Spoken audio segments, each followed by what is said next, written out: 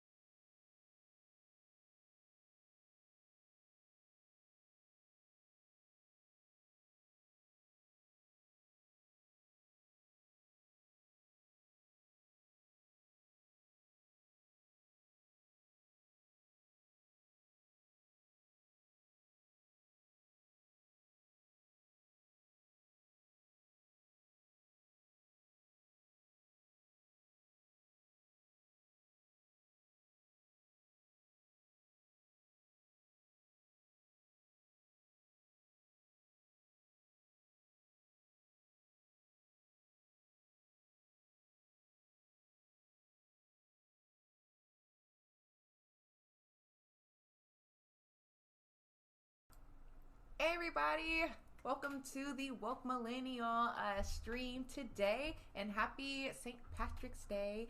As you see, when I found out it was St. Patrick's Day, granted I always don't know what day that is, but I was like, ooh, let me put on my green wig today for y'all. Represent the green. There will be no pinching over here. Hold on, let me just make sure everything's going, looking good. Have all of my screens pulled up. All right. So, welcome to the stream, everybody. So for today, I want it to be a day where we kind of talk about a variety of things or do a variety of things on the stream, ranging from politics to pop culture and possibly playing a game. So, stay tuned for that. Usually, I'd like to have Chi Chi around to start off the show, but I don't know where she is. So you guys don't get to see Chi Chi, at least right now, until she jumps up on my lap later on, inevitably. So yeah, I'm like torn on like how I want to start off. I feel like I don't like just rushing right into things. I like little, maybe not icebreakers, but side conversation. Um, and so, oh yeah, that's what I can tell you guys. So I have started to. Okay, I don't know that I've started to. I cook. Like, I can cook. I'm pretty well at it. But over like the last like couple of years, I haven't really wanted to cook. Like, I don't know. It's just I don't know. But when I do, but when I do, it's very good. And I think the last time I really cooked was for Thanksgiving, and as all who did taste the food, it was hitting. So fast forward to a couple of days ago. So my sister came up to visit. She dropped off her dog. We'll be dog sitting for the next couple of weeks. I talked about it yesterday on the stream. It is a pit bull Great Dane mix, and of course the dog is big, and his name's Ghost. Anyway, while she came up, I got to try a little bit of this homemade fettuccine sauce. It was so good. I said, okay, I need to put this together real quick for myself because there was not enough to like last. So I just tried it. And so I went on to Pinterest. I looked up all the different recipes. And so what I like to do on Pinterest is, because I knew that I was trying to somewhat replicate the recipe that I had tasted, and I knew that the person who made it more than likely did not get the recipe from off of Pinterest. They zhuzhed it up. So I was like, okay, I'm gonna go to Pinterest to kind of see the basics, basis, or see what the basic ingredients are and if anybody's judged it up. Of course, I go on there. Nobody's really judged it up. When it comes to Alfredo sauce, it appears that, you know, the main ingredients are, you know, butter, like a milk or a heavy whipping cream, sometimes both, depending on how you want to do it.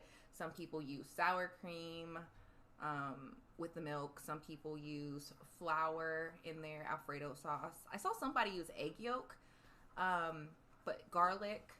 So you have like the milk, the butter, garlic, and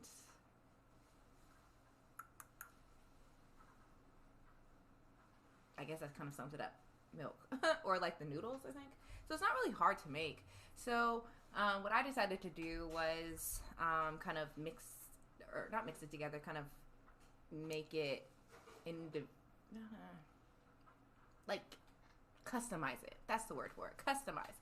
So I decide to use heavy whipping cream. I used some sour cream. I used like some of the milk, the Fairlife. I think it's called Fairlife milk, so it's not actually milk, but whatever.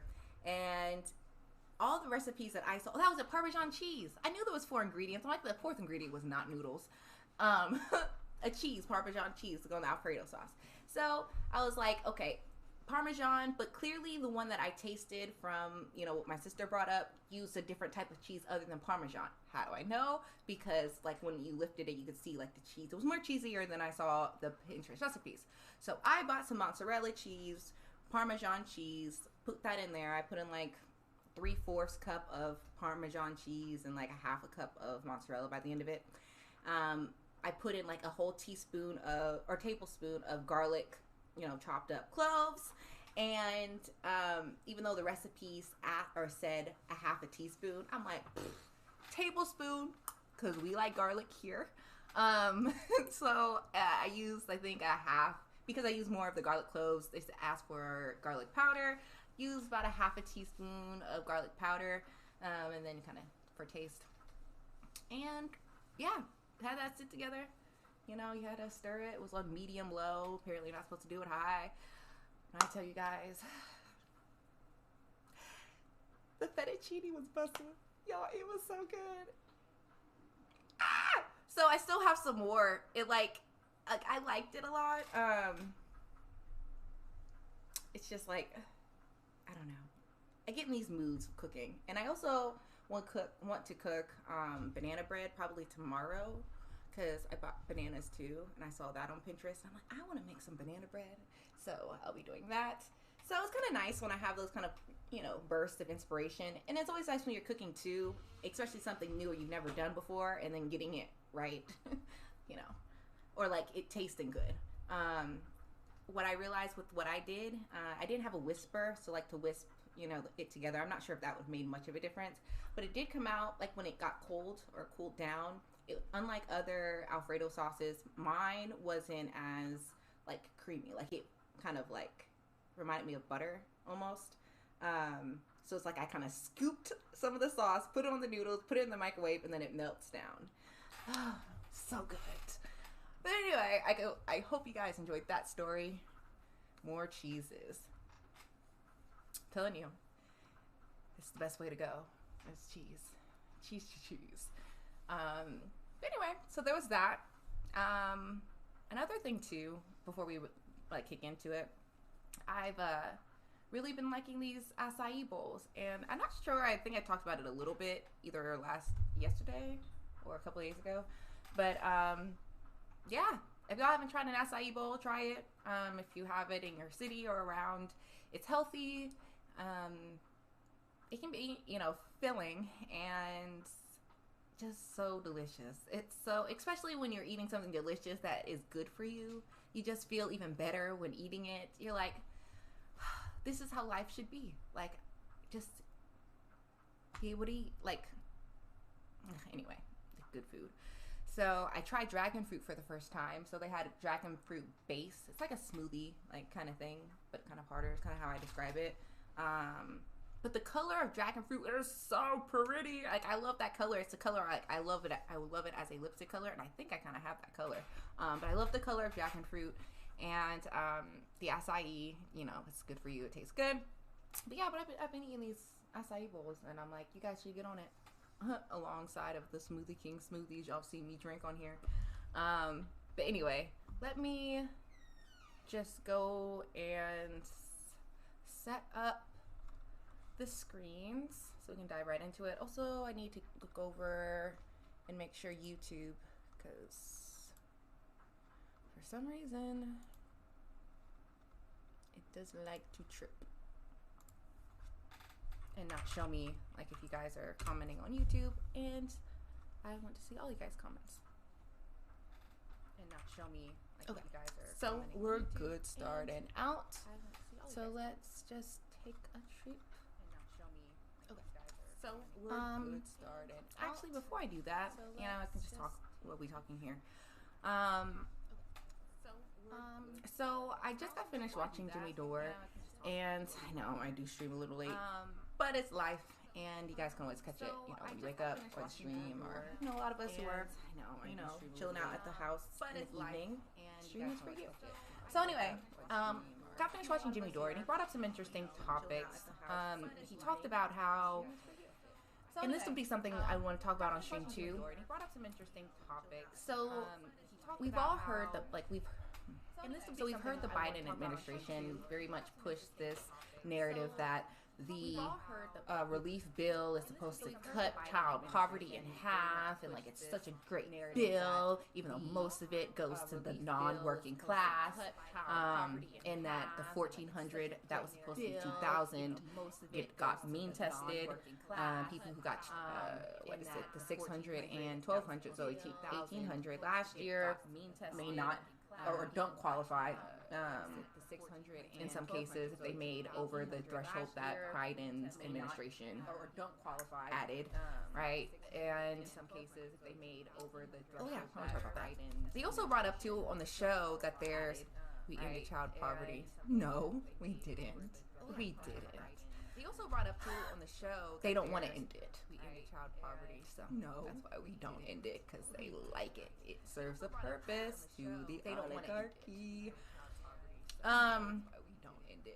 But they brought up how, like, $3 billion went to private schools, and apparently, like, when Trump and their team, like Betsy DeVos, tried to do it, it was very much scrutinized. But when Biden turns around and does it, apparently, like, when Trump it's no one talks about it. It's fine, and I'm just like, but when Biden turns around, and especially, I don't know what shows I was watching, but just knowing how private schools run, oftentimes parents have enough money and they can donate to help the school.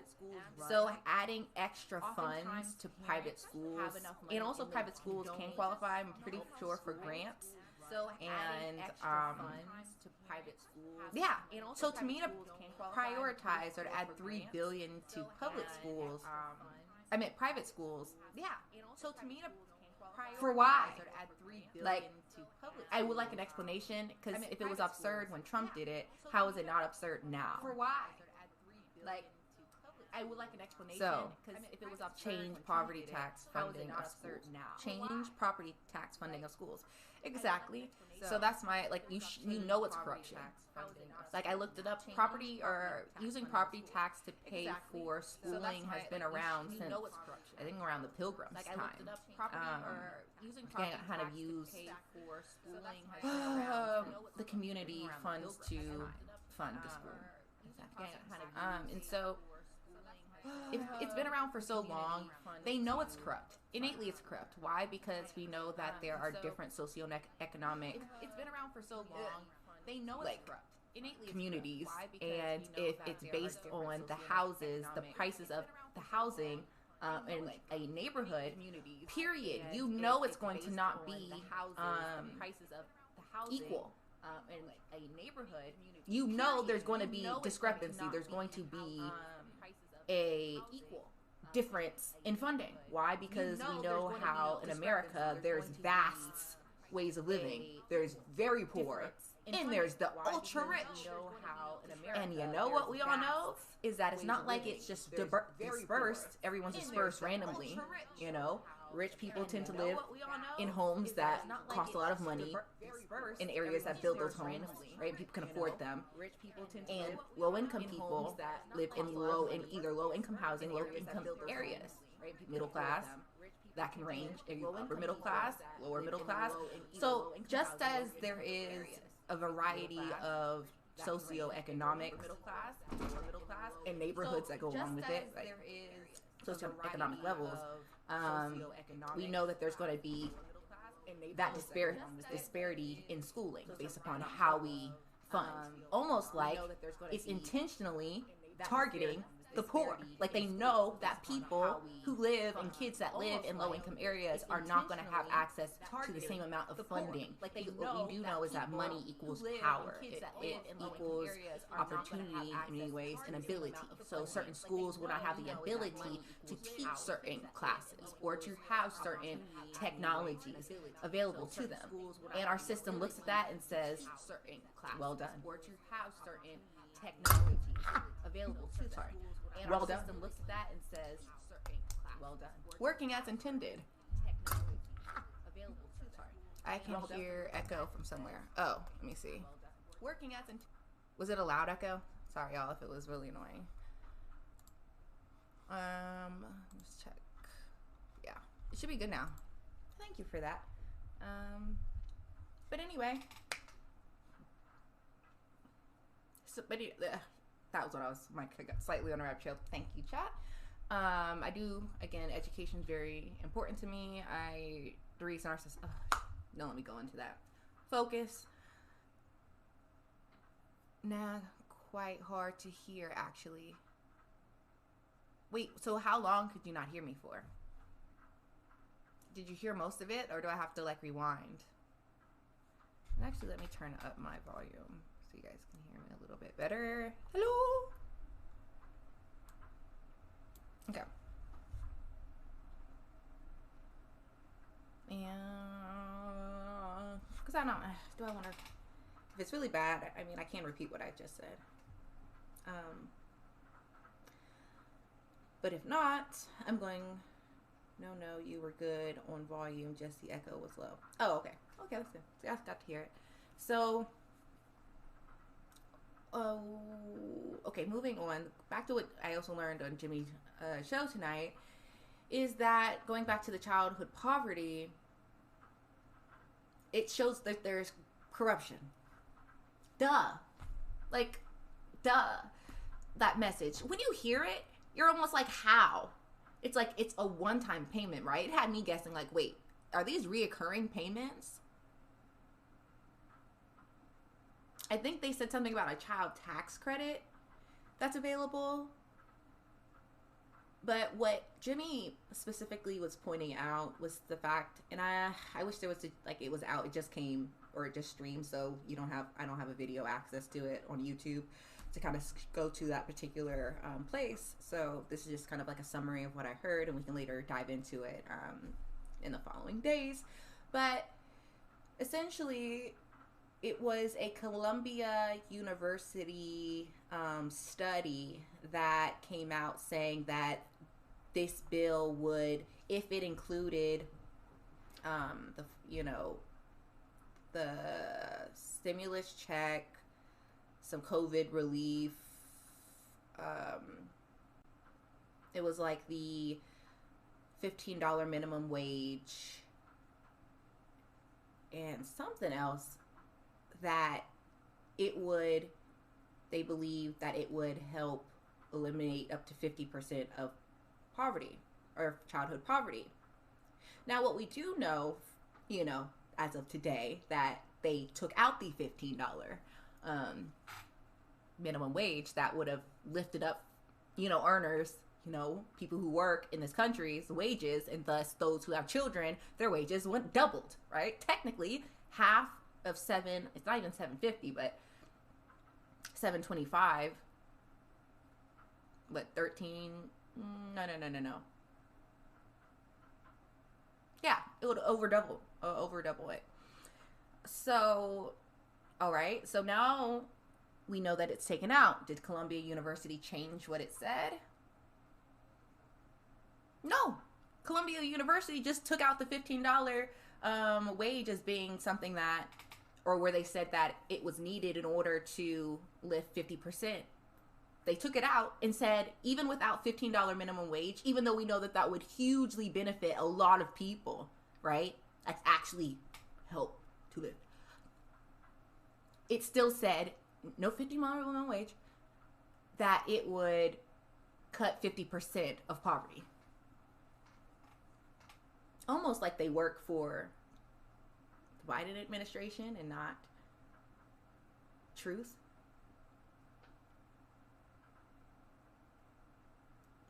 That logically doesn't make sense. Like, something that could double the wage, and you're saying that that's included in cutting 50% of child poverty. You take out that huge piece. It's not like they took out a one-time payment check and kept $15 in. That would actually, again, lift up. But they took out that huge piece and then also said it still wouldn't change. It's still, even if we don't raise your poverty wages, right? Your just like laughable, actually quite despicable minimum wage that's been the same for 10 years, right? Even by, like, we said that lifting it would cut it. But if we don't do it, it's still going to cut. Magically, it's still going to cut 50% of childhood poverty. Give or take. Who cares? Because I guess whatever the Biden administration wants or says, we can make it so. Because we are a credible institution. So you're using that to trick us and thus making it a not so credible institution. But that's how evil works. The best kind, the slick kind anyway. Of course, places that are known for telling the truth, slicking a lie. Slicking a couple of lies. Just here and there, not too obviously, because we need that. So when people say, hey, you're lying, they'll say, what do you mean? We busted this study out and this study out. And we've called out this administration and that administration. See, there was no bias. And they use that truth to lie, to trick. Because they know good and well that they publish a lie. But they're going to talk about the things that they did truthfully. But we're not talking about all the other things. We're talking about this. But that's what it shields them. And so, yeah, I'm like, what do you mean? Like, I would like to dive into it more because I'm not sure about that child tax credit. But either way, it was for kids under the age of 6. Or 6 and under. So, no, you were good. Oh, I see. What's it new?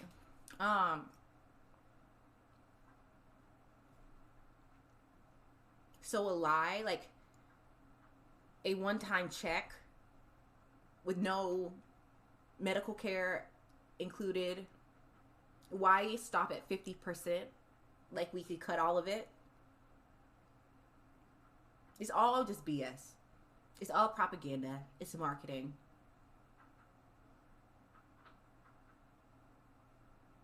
I'm like, do you mean for 2 weeks? You cut it in half for 2 weeks? Like, as long as the check lasts? Like, come on.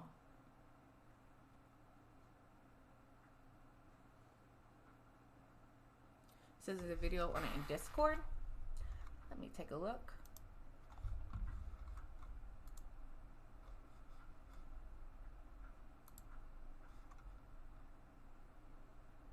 Okay, let's take a look over here. Why does it do that? Very annoying.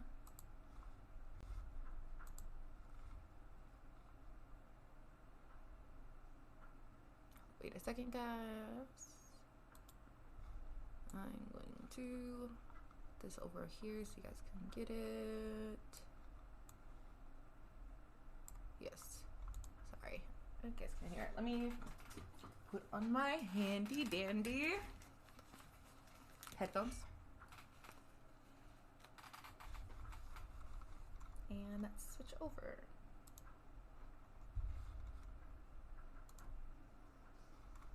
Why?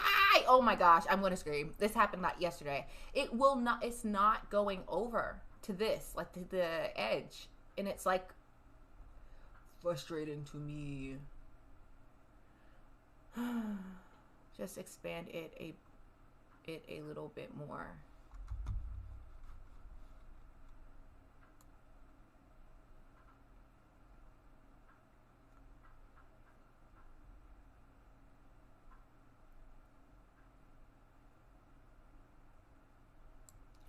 So I guess that's how that works. Very annoying. I like symmetry, so. But we'll see. Full screen it.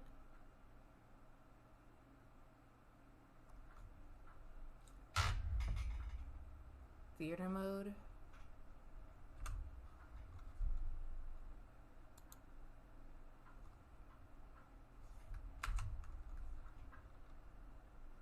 Okay, well.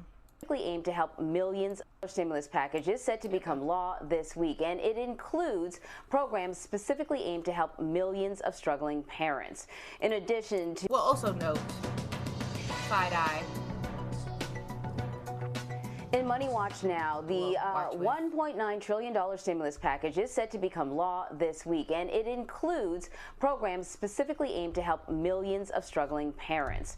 In addition to $1,400 direct payments and an extension of federal unemployment benefits, some families will also be receiving extra money through an expanded child tax credit. So for more on this, I want to bring in Money Watch reporter Amy Peakey. Amy, how does this child tax credit work under the American Rescue Plan? People are familiar with the annual tax credit that they get when they fill out their taxes. This is different. Yeah, thanks for having me on to talk about this, because this is one of the most important pieces of the bill in terms of helping families directly through this aid. So how it works is that this is a longstanding tax credit. The child tax credit is something you claim on your tax returns once a year, and it's about $2,000 per child. So what this is going to be doing now is expanding that tax credit in a number of ways. First of all, it's going to be more money. It's going to be up to $3,600 per child for children up to 6, and $3,000 per child for children 6 to 17. And the other thing it does is it makes it applicable for almost all households, actually. One of the odd things about the child tax credit is that it doesn't give the full benefit to extremely low-earning families. So one of its problems was that it mostly helped kind of lower middle-income families to actually higher-income families, in that 40% of the benefit went to households earning over $100,000, and only 15% went to households earning under $30,000. So, anti-poverty experts would say, it's not really doing the job it's designed to do. It's not helping the most needy families. So now this child tax credit will apply to all families, no matter what they earn, which is huge news. And there's one other big difference, is that they're going to be... It must be nice, because I thought that people who are rich don't deserve help. I thought people who went to private schools, they don't deserve or need student debt cancellation. But a child tax credit can be applied. Did she say any, or it has to do with up to $150,000 per couple? Because I need to hear it again. It's not helping the most needy families. So now this child tax credit will apply to all families, no matter what they earn, which is huge news. And there's one other big difference, is that they're going to be paying the child tax credit on a monthly basis from July to December. So instead of getting the tax benefit when you file your taxes once a year, you're going to get monthly payments from July to December. And that's important because a lot of low-income families have incredible income. Their income can fluctuate quite a bit month to month. They're working perhaps low-wage jobs where their hours are cut one week from another. So knowing that they're going to get a monthly check, at least for that half of a year, is going to help them a lot, especially as we're still recovering from the economic hit. Did it say July to September? Yeah, that's what I hear people say over and over again about this, that it offers some sort of stability, something that you can count on so you can, Sorry, hold on. Yeah, that's what I hear people say over and over. Knowing that they're going to get a monthly check quite a bit month to month. They're working perhaps low-wage jobs where their hours are cut 1 week from another. So knowing that they're going to get a monthly check quite a bit month to month. They're working perhaps low-wage jobs where their hours are cut 1 week from another. Sorry, I'm looking for something. A year, you're going to get monthly payments from July to December. And that's important. Okay, so July to December. So half a month and we're still waiting on it. Because a lot of low-income families have incredible income.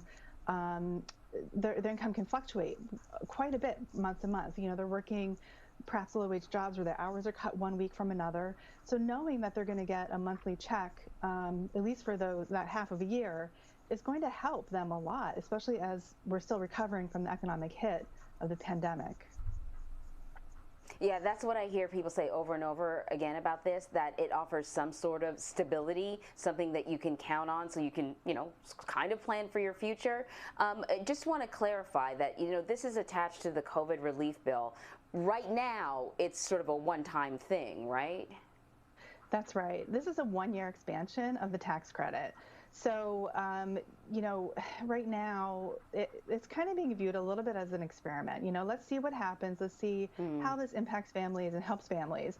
But Democratic lawmakers are pushing to extend this into something that would become permanent. And, one of the reasons they say it should be permanent is, first of all, it fixes that problem of not reaching the lowest income families in the U.S. And that's a really important change to make and make permanent. And so there is sort of a cap. You can make too much money to qualify for it. But if you do, the yearly tax credit still applies to you. Yeah, so it's kind of similar to the stimulus checks that we've seen. So this tax credit has an income cap of $75,000 for single people, $150,000 for married couples. But if you, and then it kind of phases out for income above that. But if you earn too much for this full $3,000 or $3,600 tax credit per child, you still get the $2,000 child tax credit. So even if you're higher income, you're still going to get the child tax credit. It's just not going to be the expanded version. If you don't have children, out of luck, because we mean tested you.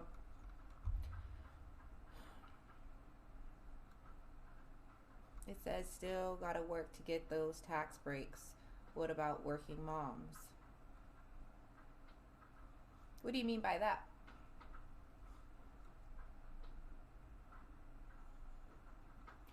I feel like this is, I'm still a little bit confused. You guys help me out. Like, is it saying that I meant just single moms, not working moms?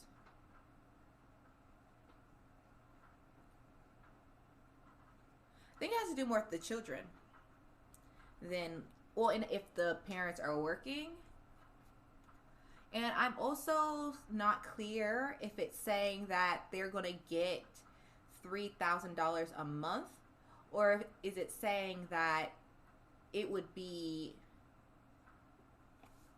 like divided up into like the 6 months from July to December, or August, September, October, November, December. So 5 months.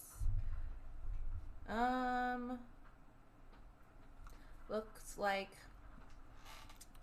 I have this light here. It's that's like a tax break, so they could get up to $3,000 per child on their taxes. Okay. No, not monthly. So what is she talking about when she's saying monthly, like for the 6 months? And what does she mean by it's a one-time payment now and then in July it's going to kick in? And that's in this bill. Mm-hmm. And if you are filing your taxes, anything you should know? Well, this is a big question about how is this going to be implemented. I think the thought is that this is going to be similar to what we saw with the stimulus checks, that the IRS is going to distribute the money based on your most recent income tax return.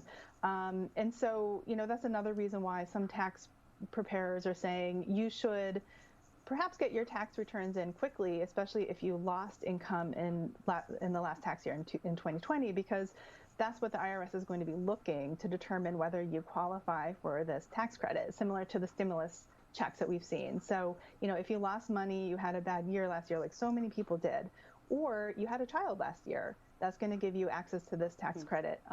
File your returns so the IRS knows, oh, okay, you don't have one child, you actually have two now because you had a child last year. So that's really important to understand. All good information, Amy. Thank you very much.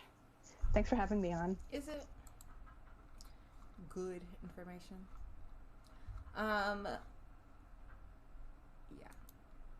Okay, so I still had questions even after watching it.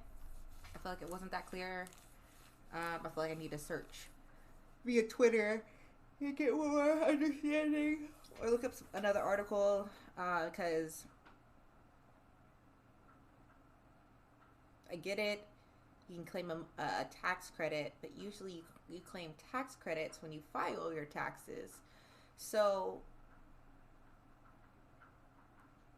okay, but then how does that bring into the fact that there's going to be payment July through December? And if so, like, of what? What do you get each month? Like, I feel like that wasn't clear. Am I the only one? Let me know in the chat. Let me see.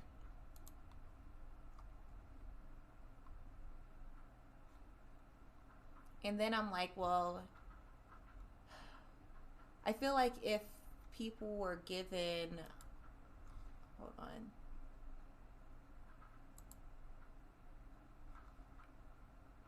Let me just,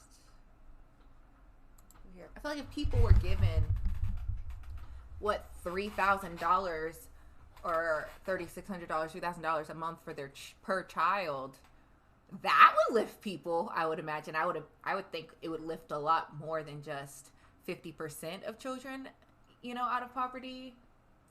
I mean, depending on the state and how they live their lives, or how they want to live their lives, I guess, plays a role. But so I feel like that's not correct, because anybody making less than $150,000, if they're given, well, it says up to $3,000 dollars per kid, or $3,000 per kid, like, and you got 4 kids, that's $12,000 a month. So that doesn't make sense to me. That's the oligarchs don't do that. They don't do that. No, please. Ha! So it says, I mean, it's a really roundabout way to do things. I'm still confused on what it's doing. So again, like I said before, I would want to dive into this a little bit more, but I want to wait for more information to come out. I just wanted to talk about on here, for a little bit about that, what Columbia University did, and how it seems shady, and also trying to figure out. I need to do more research and figure out how this child tax credit works. But yeah, let me know your thoughts. So then I also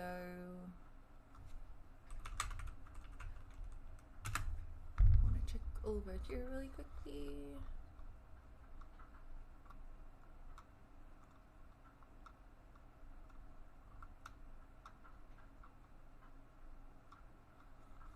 Okay, so I want to go back over to the desktop and talk about what we were talking about a little while back, or like last week.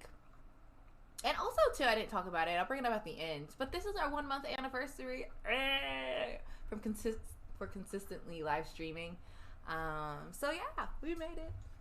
Fourth week. No? Yeah, you get it. Weeks. How that matches up. I'm tired.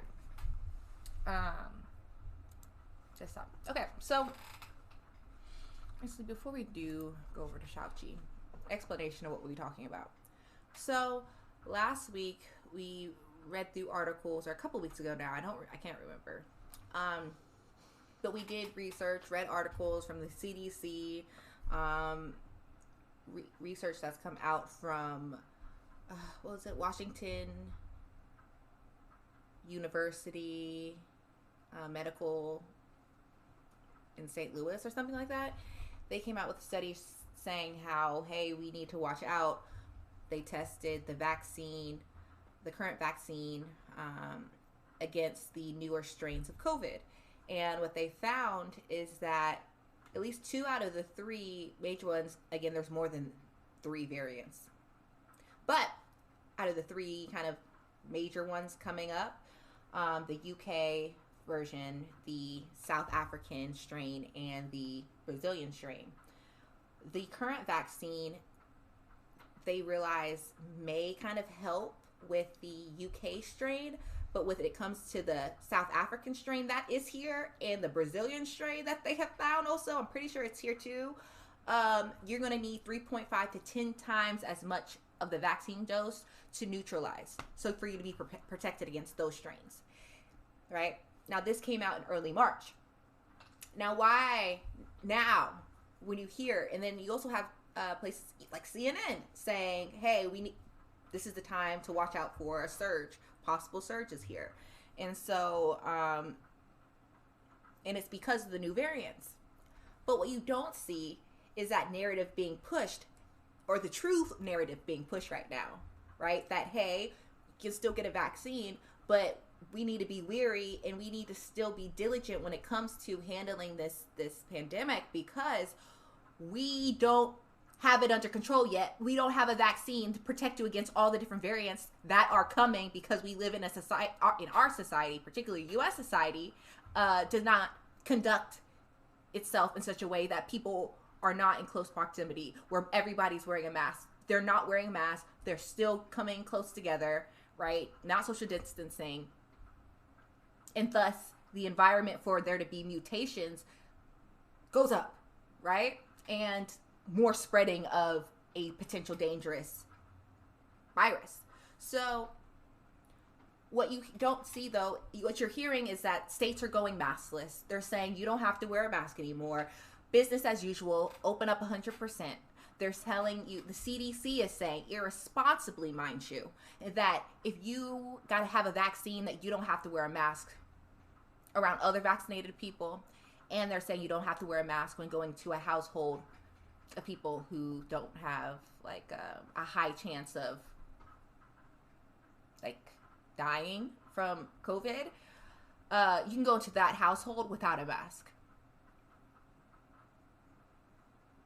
even though they know any one of those people or themselves, the person who was vaccinated, could be walking around asymptomatically or some symptoms, right, of a deadlier strain. They could be walking around with the UK or the UK, but South African strain and the Brazilian strain. You know, because they're not wearing a mask. And they're not social distancing, like, but at least they're not wearing masks. How irresponsible. And I have been saying on this stream, for as long as I've been on the stream, that it's because and for a reason. Our country does not work for the working class, period. I don't think it really ever has. Especially not all of the working class. We get closest as FDR, and he, threw up black people under the bus. So, never really been. But particularly now, our government works for the oligarchs, period. Oligarchs don't want it in a bill, it gets kicked out of bill.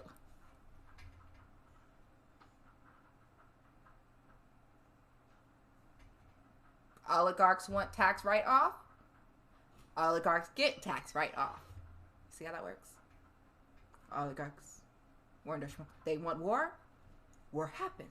They don't want minimum wage to happen. It doesn't happen. They don't want us to have health care. It doesn't happen. You see how this all works? Okay. Now, though, on top of that, oligarchs have money incentive for people to catch it and die because of corporate-owned life insurance. It's a big thing in this country. One thing that is not talked about purposefully,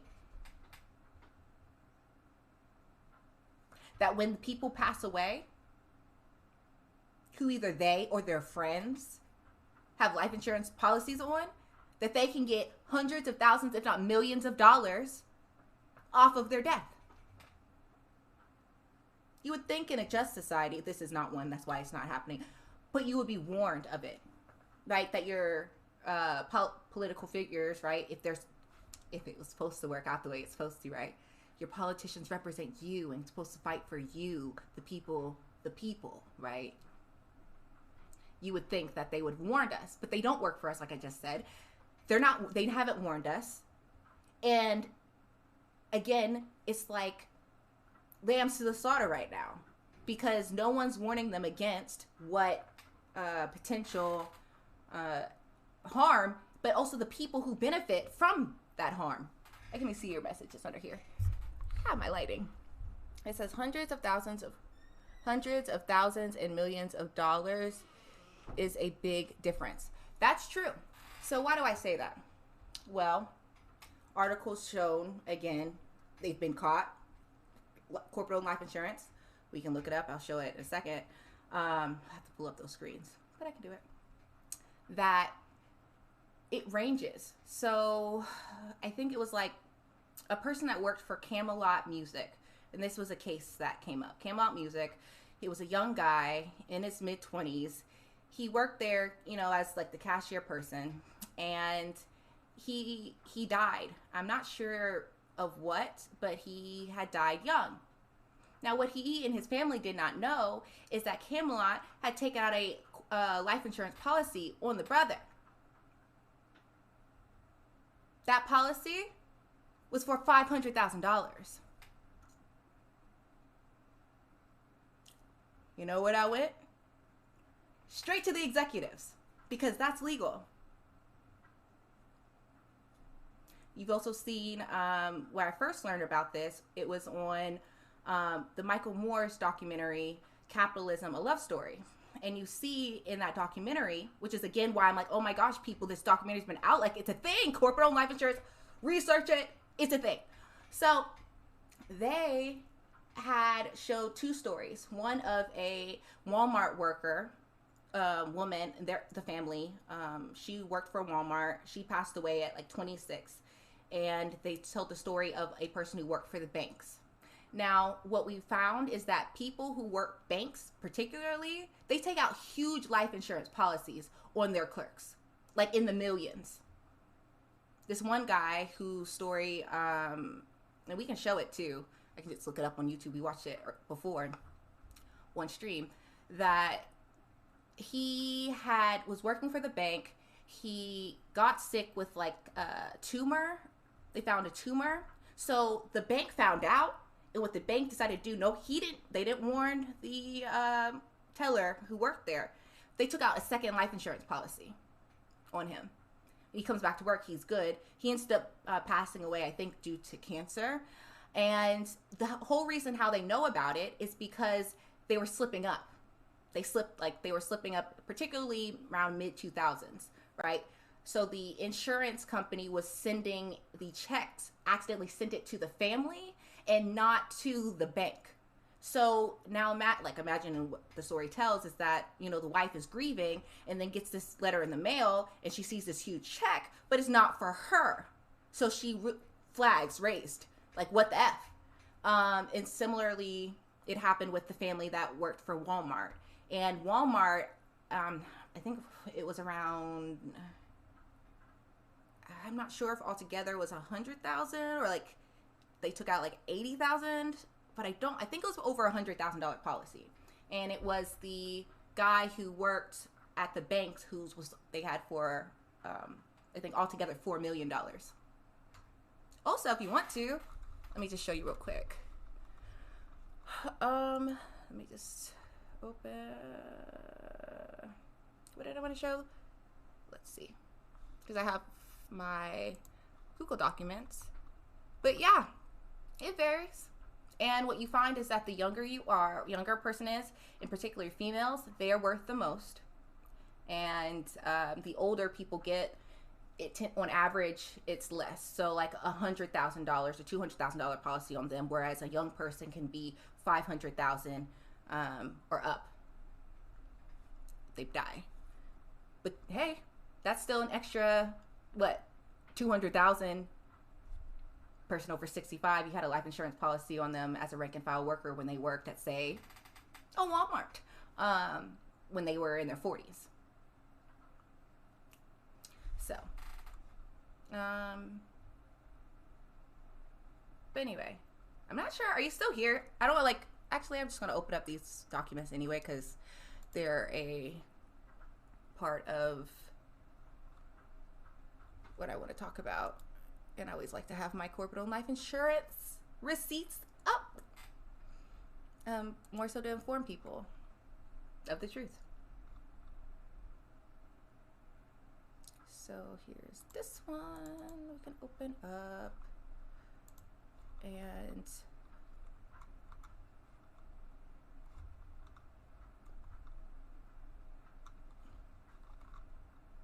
hold on.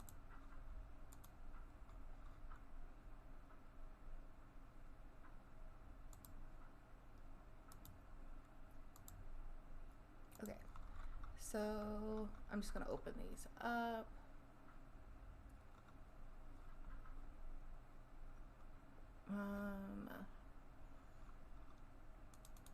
Millennial source articles, corporate owned life insurance.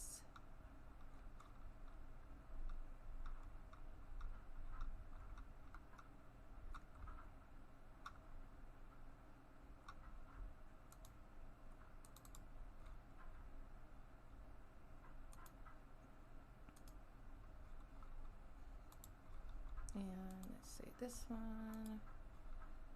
There's a couple of articles. Okay. Now, going back to what we were originally talking about.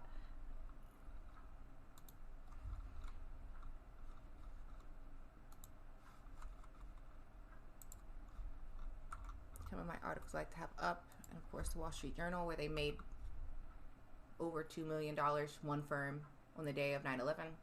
So anyway, we're going back to what we're originally talking about, which was the fact that why are they telling us when they know a surge is about to come, because the way Americans live, and especially now on top of it with the notice of states opening up, if you get a vaccine, even though you get a vaccine, you don't need to wear a mask anymore.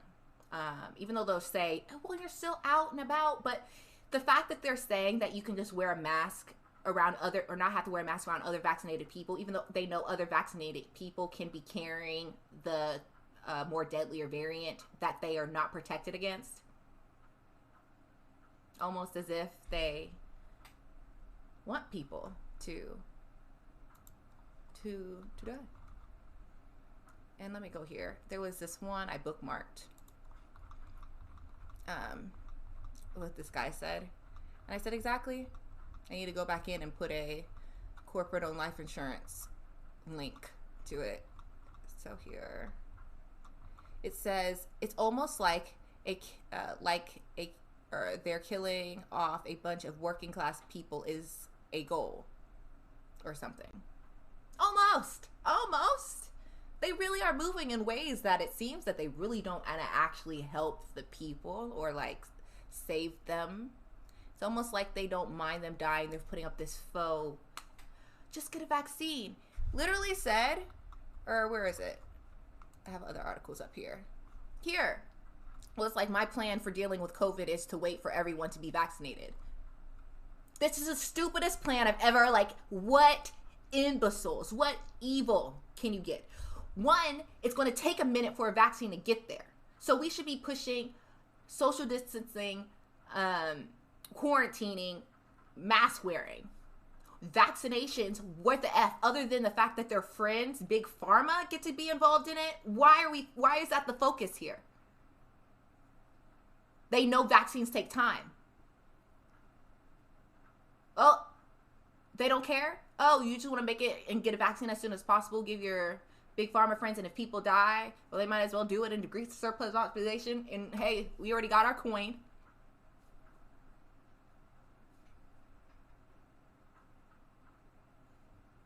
Biden, my plan for dealing with COVID is to wait for everyone to get vaccinated. Biden knows when he did that address, they know. They knew, CDC knew.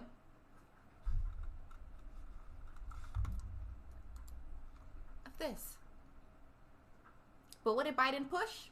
He pushed, listen to people like Fauci. He said, listen to the CDC that told you can be around other vaccinated people without a mask right now, even though they know this is here. The new variants are here and that their vaccine won't fight against it. Almost like they want people to get sick, catch it, spread it, and die. Almost like capitalism could be involved. Like there's capital to be made off of it.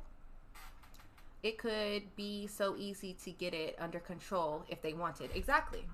Other countries have. America does not want to. America doesn't want to. America, the government, those who run the government, do not want it to, because they are all about making money. They always have been. They've been teaching us the horrors of plastics. And yet, in the last 15 years, 50% of the plastics on Earth have been created. Half within 15 years. They know they're not writing policy. They don't want to help. They just want to make us feel like they are. We'll teach you about it in schools, the importance of it, but it make you think in your head that, oh, we must be doing. They know how our psychology works. Oh, so they must know or care our country. No, because they don't work for you. The oligarchs work for you, and they're in oil. And there's oil. Plastics use oil. So they will allow this earth, those fossil fuels, to burn, die. Climate catastrophe, they don't care. What makes you think that if there's money to be made off of people catching a deadly virus or dying from it, particularly the elderly and those who immunocompromised, what makes you think they're like, hold my beer? Policy, lack of policy, public messaging. Let's make it confusing. Let's throw them off over here. Let's have our researchers say this, or experts just say this. You don't need to wear a mask. Let's say, oh, because COVID is going down, it's time to reopen, because that's not, nowhere science says that. Especially if it's not been eliminated to a high degree. That's not science. That's not truth. That's not love, compassion. It's greed. Greed.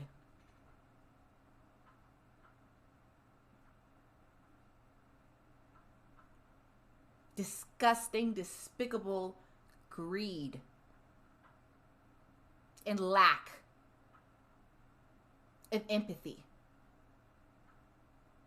That's what it is. And we allow those people to rule us and to make the decisions for us. They lack conscience. That they lack any. I can't even say like morality, because I'm like, but they lack it because they see us as little numbers on a chart. Especially because they created this system called money, and then they've made it so that certain small group profit off of it, and then those small group, captured a country in a revolutionary war. And this is what oligarchical rule looks like. Where they even pay the politicians off to not tell you that you're worth more dead than alive during a pandemic. They're not trying to say, hey, we should halt the corporate life insurance payouts until this is good, because it's evil to profit, because also the people in society won't have peace of mind going into work knowing that their employer might be lying to them that they're doing the best they can to keep this space safe.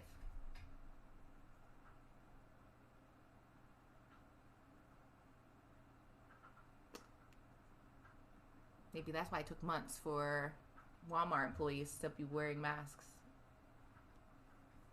Or McDonald's employees to wear masks. It took a long time.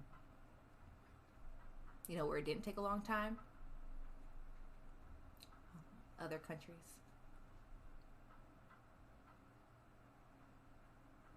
Just kept them open. Almost like there's an incentive to make money.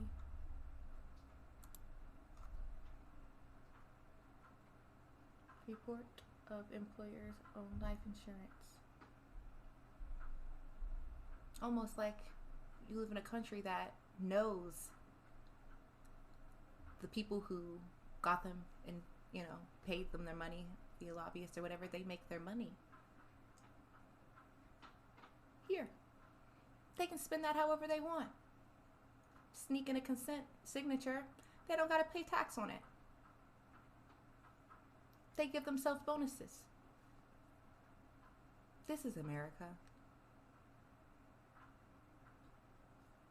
So I'll go over to Fauci, because that's kind of where I was going at with the tweet. So again, like I said, government knows, right? What did Biden do? Say, listen to Fauci. You trust Fauci? I don't trust Fauci at all. I don't care. I trust truth. And what we did hear Biden say in his speech that we did stream last week, that he wants things to open up by the 4th of July. He's making it seem like hopefully by then you'll be able to, meet in smaller groups, your family all together, no masks. Even though he knows that don't wear a mask, you could transfer COVID to your grandmother. The deadlier one, the Brazilian COVID, or it's one from South African variant. But this is what they'll push. Get a vaccine. An ineffective vaccine. They know it's going to be dominant. The other strains are about to be dominant in this country. Experts project the country is about to see another dangerous COVID spike. But let's open up! Because that's what a country that makes money off of people dying would say when they see this news. And that's exactly what they did. Exactly what they did.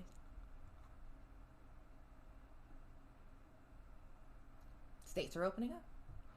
Your president's saying all you need is vaccine. It's safe. The vaccine's safe. Don't say anything.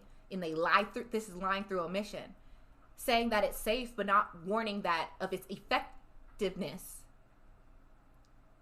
is evil.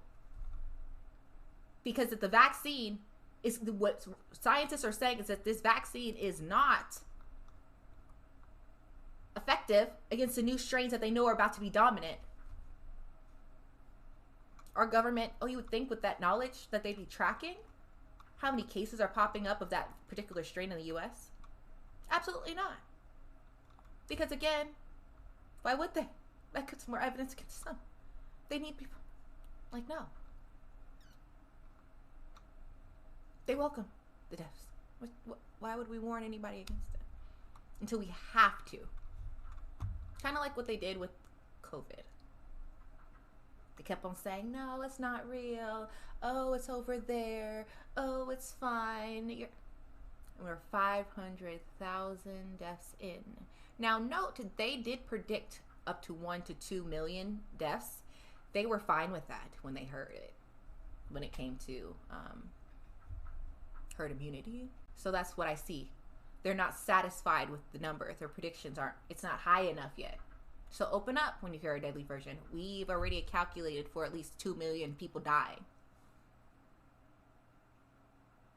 And they haven't yet, so we look for a $2 million or 2 million people dying amount of profit to be made, and that is yet to be made. Thus, we have no incentive to stop the spread like that.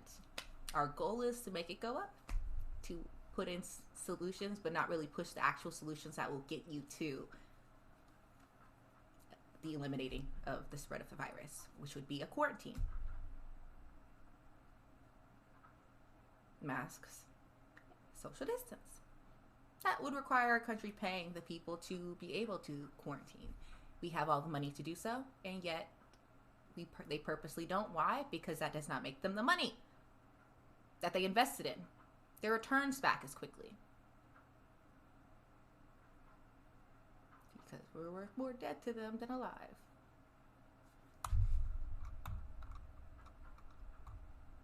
I'm trying to see where it says it. I think it's in this article that talked about how here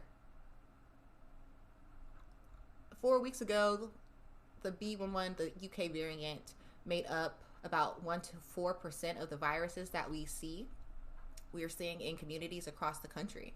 Today, up to 30 to 40%. Meet the press. And we've seen up to 50% in Europe. Still traveling. Just all that stuff going on. Let me see. It said rapid growth in 2021. Almost like they wanting it to happen. Open up. Here. So far, the agency has reported more than 3,000 known cases of the variant across 47 states, Puerto Rico, Washington, D.C. About a quarter of the cases are in Florida, but the CDC has said that likely does not represent the total number of such cases in the U.S., but rather just the ones that have been found by analyzing positive samples with the help of genetic sequencing.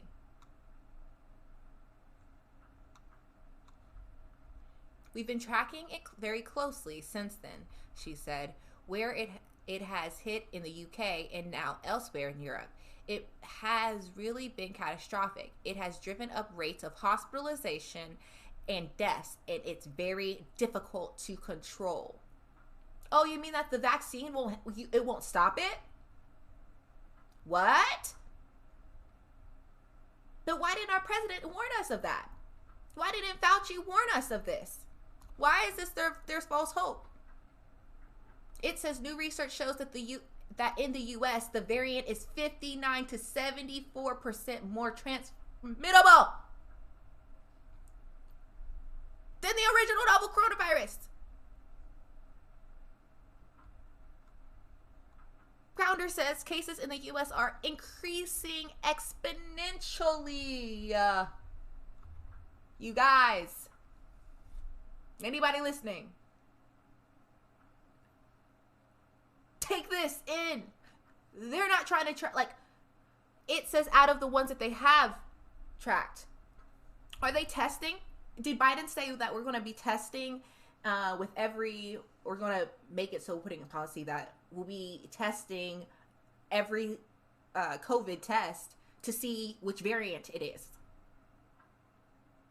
And we want it to happen in the next 2 weeks.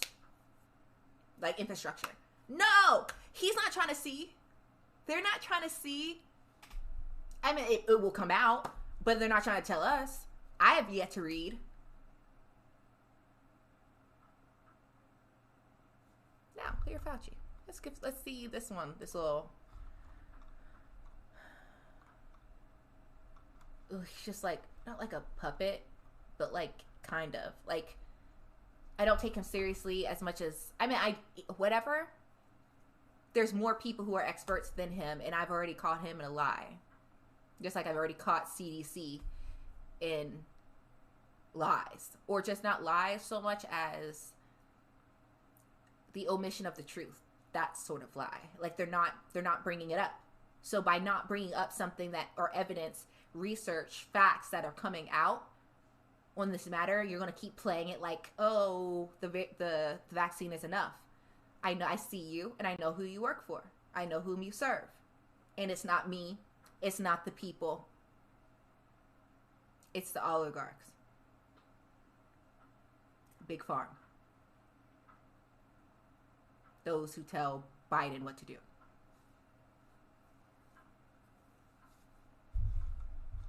So not safe. Let's see it. 5 COVID clinical trials, 45,000 participants, 13 countries. Big health challenges take big collaboration. J&J, world's largest healthcare company.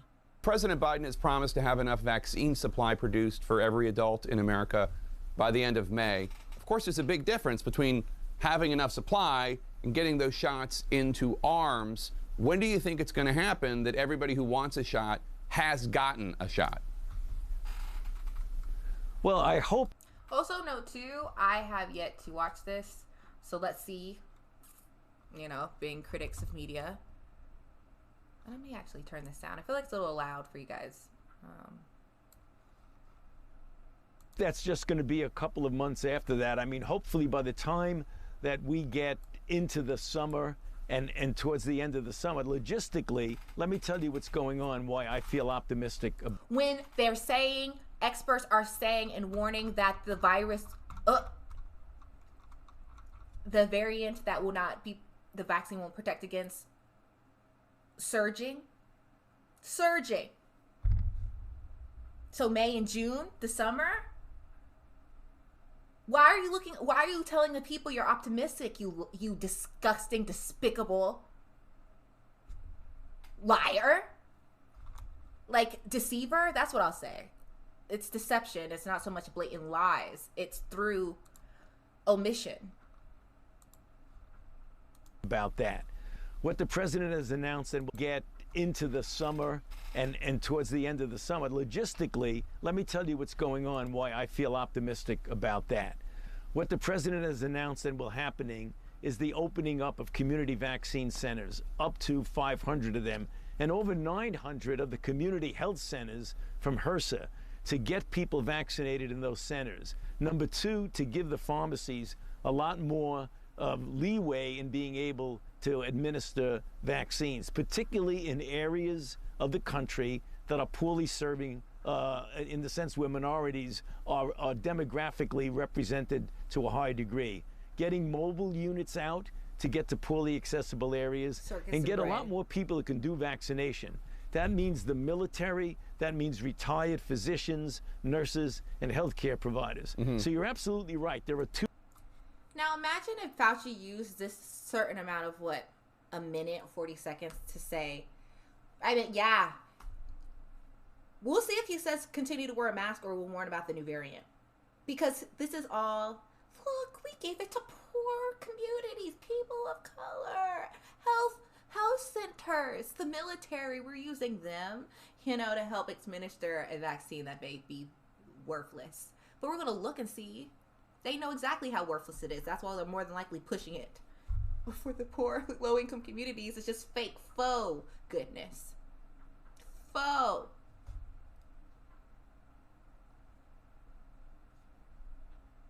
Help.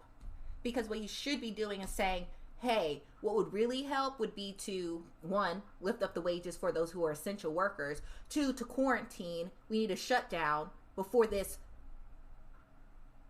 variant strain that experts are saying are up to 74, 75% more transmittable. But we don't live, again, he serves the oligarchs. The oligarchs know there's a surge coming. They said we didn't make enough money yet. Open up. Make excuses. Say that we have a vaccine. That COVID cases are going down. Open up. Convince the public that we're good and that this is for their good. It's going to save them. Give them a false messiah. The vaccine. Not saying don't do it. Get the vaccine if you want to. And the science is saying, but it should be more about making it so people can survive quarantining themselves for a given amount of time to cut it down if you really cared about poor and low-income communities. This is fake. All this is big farm. They paid for all those vaccines. They paid it to their friends. Johnson & Johnson. Speak of oligarch. And of course the oligarch are going to say, here, we've provided the miracle cure. Snake oil or whatever. Fake. Here's the cure. They haven't done it before. Same class of people they've done it before. Snake oil. Here. The vaccine's gonna cure all. We know this vaccine's not gonna be enough or worth much of anything in the next few months. But let's get as much money out of it as possible. Let's get people to take it. That's our plausible deniability. Right? They went to get it done. You have to pay us, right? Pay us for each of these shots. Of this vaccine, that's not going to be a cure. It can probably help. It will help prevent. I will say, they say with the normal COVID virus, like the original, that they said that's what it's created for. They've seen it be effective, I think, up to 95%. Even then, it's not 100% effective.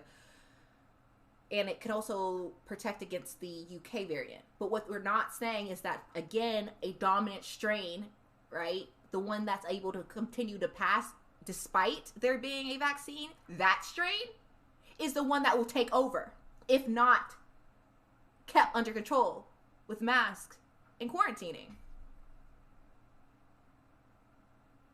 They're going to spend X amount of money to get 100 million potentially mostly worthless vaccines. And they're going to push it like it's good and that normal's on the way.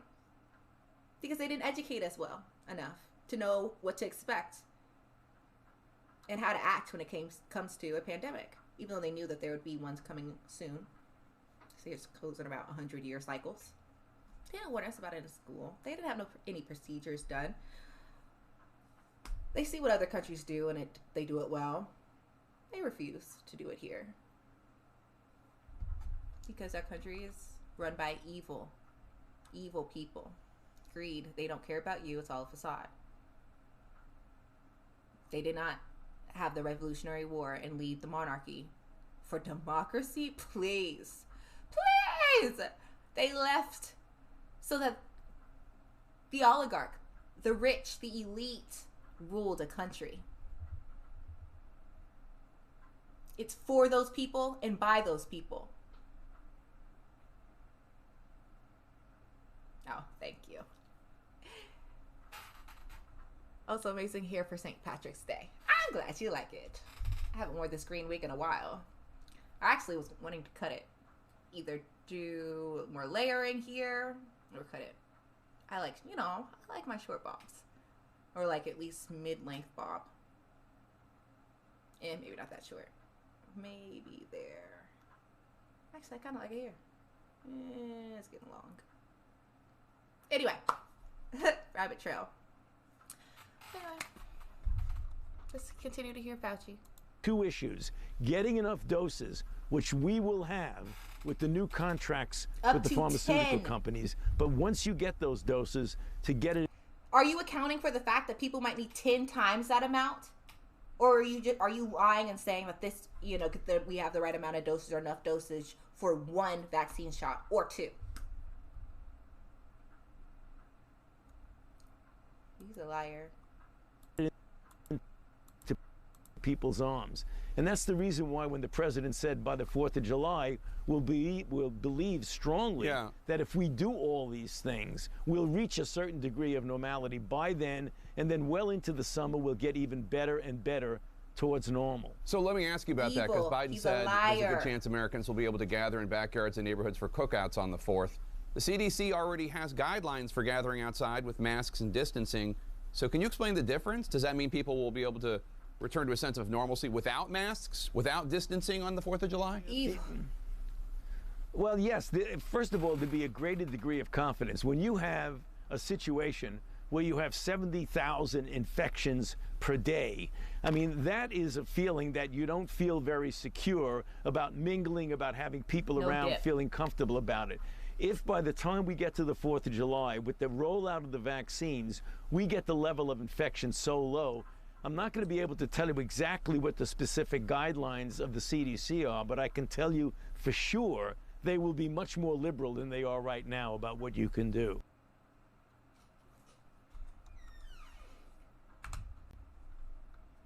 What does it take to be the nation's #1 cancer?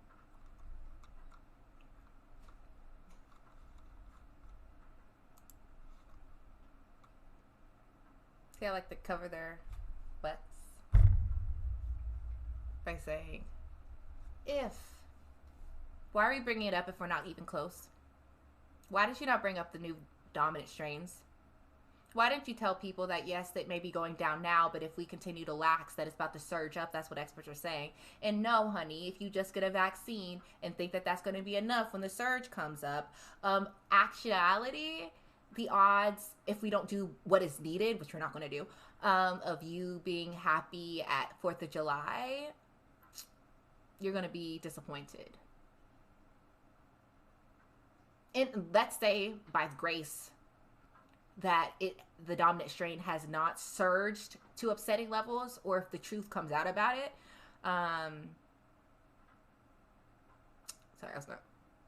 Before July 4th,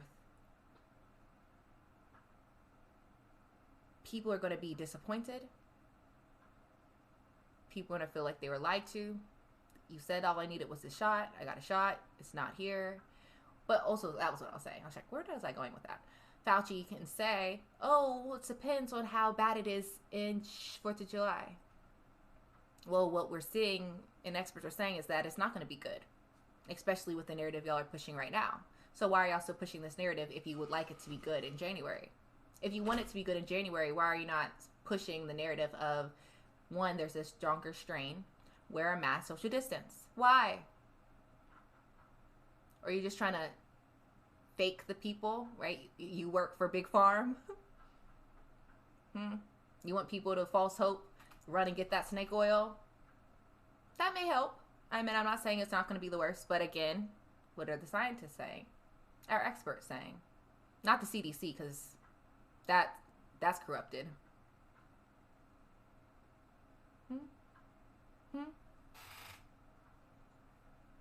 Do you think people will rebel on 4th of July when they see that the cases are up? Because I believe that will be a lie. And what they did, again, plausible deniability, is say, but it might change. You already know cases aren't going to be low in July, more than likely. So why are you bringing it up? Why are you not doing things to actually make it so that people really could? So that you don't have to put all these little disclaimers on it? Why not just tell people what to do to get there? If we are at this point, who knows what the future holds? So you're selling a fake dream? Do you want people to still, that the new dominant strain will be there? Even if CDC says don't, you already got people all excited about, the thought of 4th of July and cooking out people.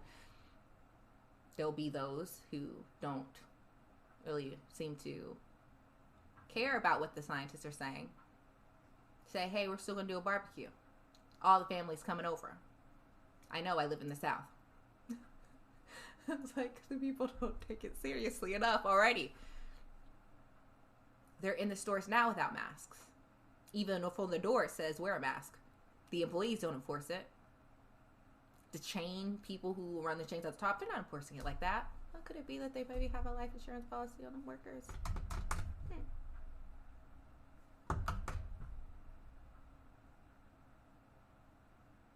Garbage. It says by the time we get to the 4th of July with the rollout of the vaccine, we get the level of infection so low. You see there? By the time we get to the 4th of July with the rollout of the vaccine, we get the level of infection so low. Now note, what if it doesn't get so low? Because what you're advocating for won't get it so low. That's all I'm trying to say. All I'm trying to say is he's full of shit. Full of it. Because right now you're saying, but just by rolling out a vaccine in this state, Like, knowing where COVID is right now in its mutation.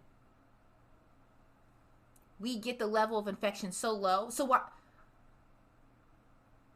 an awful person. Like, he's clearly planted there. Like, I have never been on the Fauci hype train. But I feel bad for those who are. Because that was his purpose. They pushed him like they pushed Cuomo. Until now, he's getting thrown under the bus. You know. What I mean by thrown under the bus is like the elites didn't take care of him. They're like, oh, sorry. You got caught. We could help you, but we need somebody to be a villain. And we chose you. I hope you enjoyed your... What did he get? Did he get a Grammy? I don't know what he got. Not a Grammy. An Oscar? Not an Oscar. Something for his coverage of COVID while he sit there and was the reason for why grandparents were dying of a virus that they shouldn't have died of, but they were intentionally thrown into harm's way for profit. Almost like what's happening now. Almost like that's a trend that they all are in on except for the people. I'm not going to be able to tell you exactly what the specific guidelines of the CDC are, but I can tell you for sure guidelines will be much more liberal than they are right now about what you can do.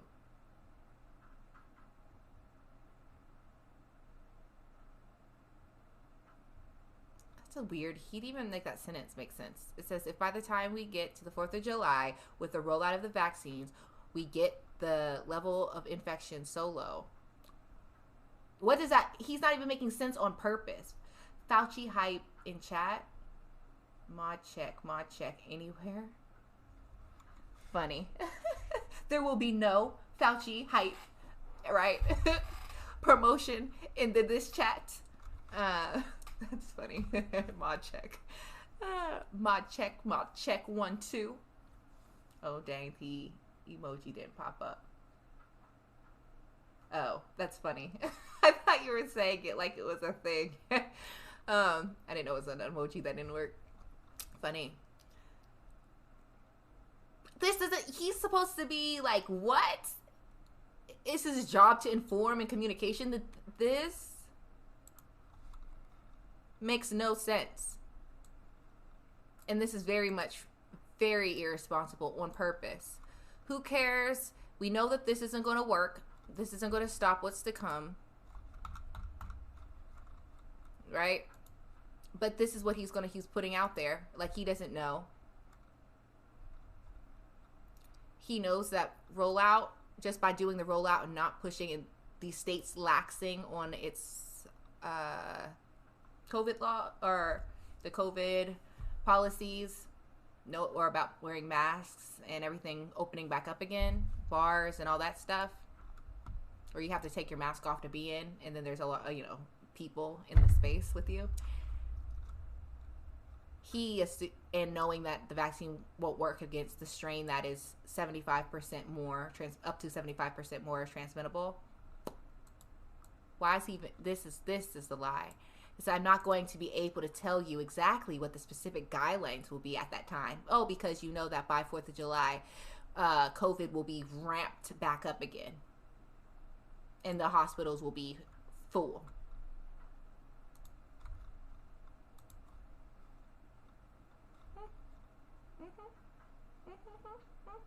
But, right? But I can tell you for sure, guidelines will be much more liberal than they are right now. That's what I can tell you.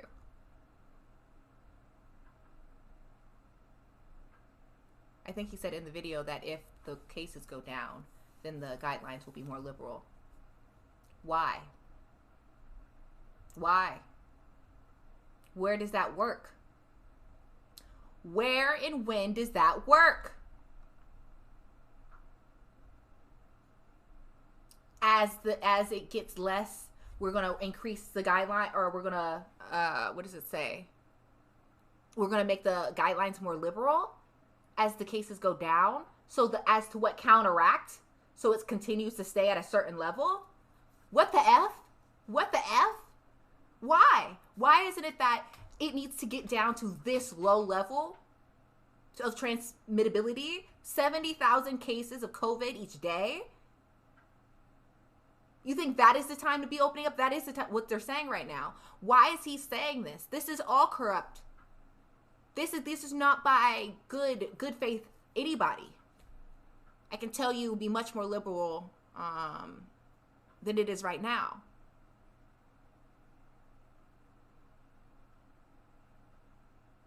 Like,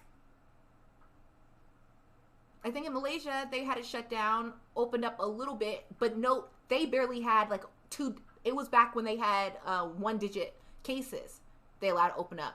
They had an election, 300 cases hit, they shut it down. But we're good with 70,000 cases. Open up. Hey, as those numbers go down, we're going to make it more lenient, so that those numbers go back up. Because that's what happens in a large community when a virus, we're talking about virus that can spread to multiple people at a time if in a room with just one person. That's the time. No, they're evil, they're liars. It's when it gets down so they're like, you can't, when it's zero, like 1-digit numbers, 1-digit number cases, 2-digit number cases, and that's pushing it. 1-digit, that's when you start to relax your guidelines. Not at 70,000 new cases. And you're already saying that people can, without masks, walking around just because they have a vaccine. At 70,000 new cases a day? Is that what they said? Was it a day? Or was it a week?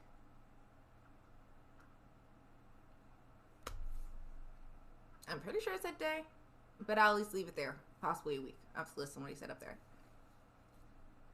Huge! Again, they shut it down in Malaysia when it hit 300. They didn't open up again. And this is a country that has millions of people.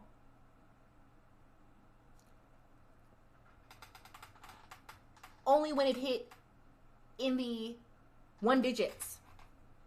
America, 70,000 cases. Open up. Relax the guidelines. It's gone down. The deaths. They know that's not how viruses work, and that's not how you control it. But they're not going to do it because they don't care, and they want it to spread because they want people to die, because people are worth more dead than alive, especially those whom the society, the oligarchs, deem to be useless. That's how they view poor, or not poor. Oh, yes, there's that. Because they said 2 people who dying of COVID and being hospitalized, a lot more of them are people who did not have health insurance. Would you look at that? Almost like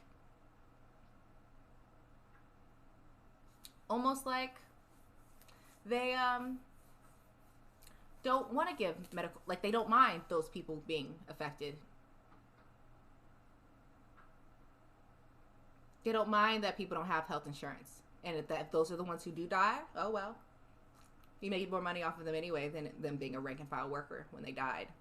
Show them the life insurance policy. Older Americans, they don't work anymore. They're retired. If they're going to die, they might as well do it. And give me that check. They don't care. Immune compromised, well, they are sickly anyway. Either they can stay alive or not stay alive, who cares?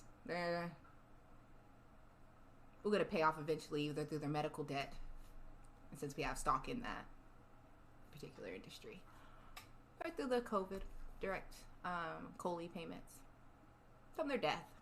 And that's our country. And that should be what's been being spread. That message, warning people about the truth. It all makes sense to me.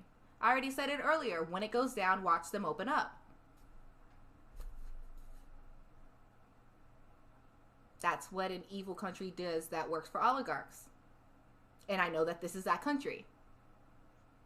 When will everybody else? When will we rise up? When will we general strike?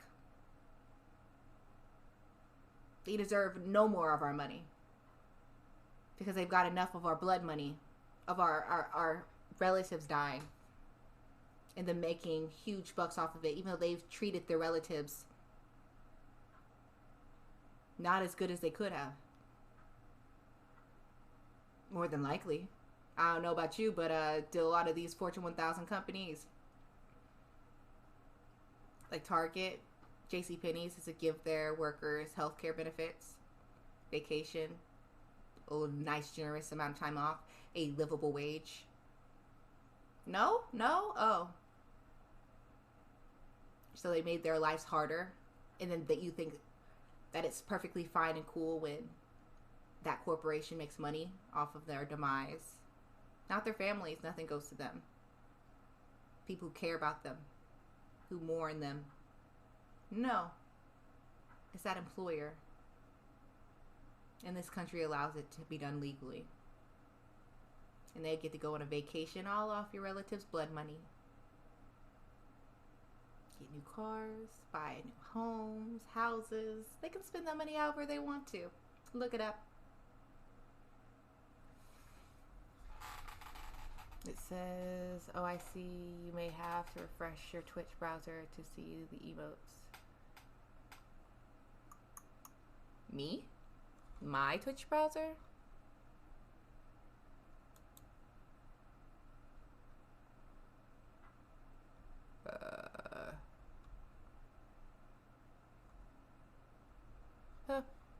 I don't know.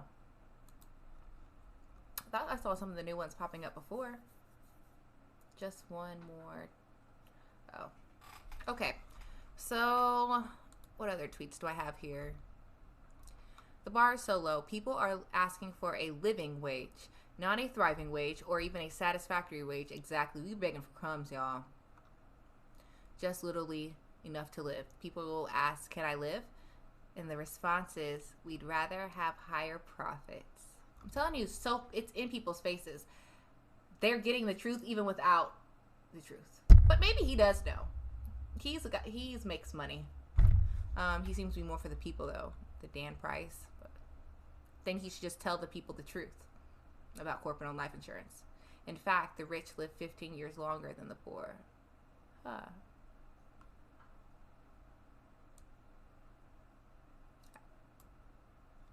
The signs are all around us, guys.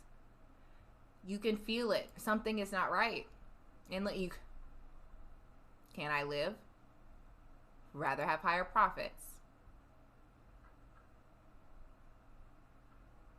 They did it right in our faces with a livable wage. You don't think that they'll do that? Hey, we don't want to have COVID spread. They said, yeah, that's cute, but we'd rather have higher profits. And that includes people dying. Some more people dying. They've made so much money. When it comes out, which I hope it does, that's why I'm here on the stream. That's why I push it, talk about it. The hopes that who knows who listens to this stream, but they can, if they can share it with somebody who has, you know, influence, and get the word out about corporate-owned life insurance. We want to be protected from COVID. Their response, we'd rather have higher profits. Hey, we want to be able to sit back and quarantine, and you all provide us with a UBI and healthcare and rent moratorium. Or meeting people's wages 100%. But they say, no, we'd rather have higher profits.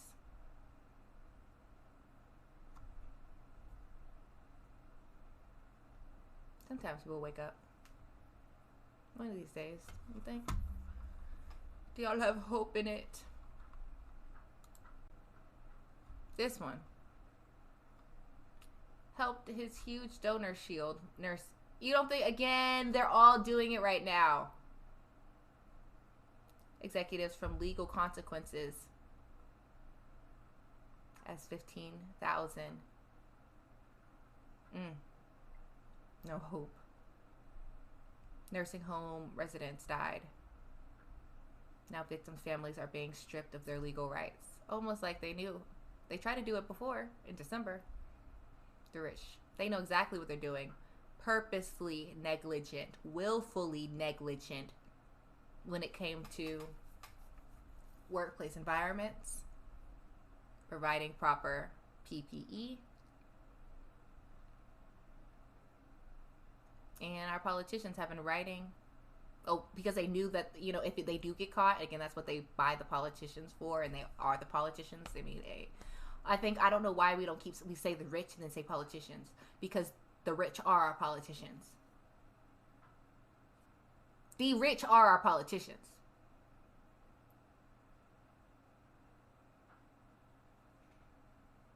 That's why we get what we get. But we like to elect rich people. Or people bought by rich people. And even... yeah. So they were trying to write the policies because they know when the truth does get out, they need to be shielded. Because families are going to be upset. Because they've suffered through this. Whether it be that a family member came back from work and then spread it to, because their work didn't have enough safety equipment, or they were put in hazardous situations at work, like being close proximity with a lot of people in a small space or in a space, not social distancing, no masks, and don't have the sanitation things required. And then they brought it home, and then a innocent, right? Well, they're all innocent, but a family member that didn't work for that business gets it because that family member who worked for this company was put in a hazardous situation. They're going to want compensation, and they have. And they were already writing legislation to block it so that for the next 5 to 7 years, no one could sue them. I said everybody should be up suing these companies. But I said watch them. That would be one of the things that they're going to make sure to sneak into legislation. It may be, caught at first. It didn't happen in the last package, the Trump package in December. We don't think it's going to come up again. They're going to try to write out liability. Keep all the profits, give you all the losses. Kind of like how capitalism works. Evil, isn't it? Evil. What are we going to do about it? On a general strike? Are we going to spread the word to others?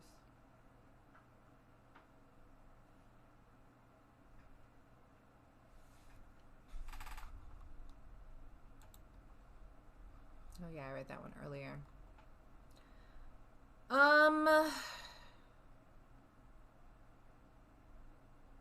Also too, I don't really have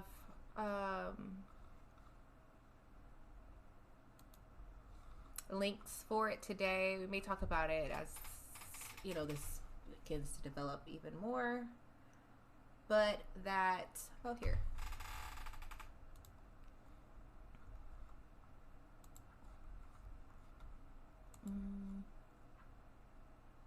let me go back here. It says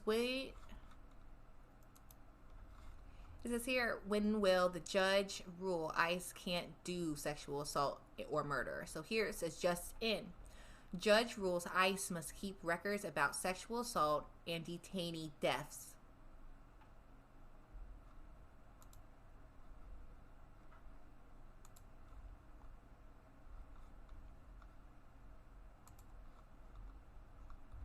See how long it is. Okay, not long. Let's hear it. Because I already knew that. That's the type of people, this is our country. Like, I knew, of course, rape, sexual assault would be occurring at these ICE detention centers.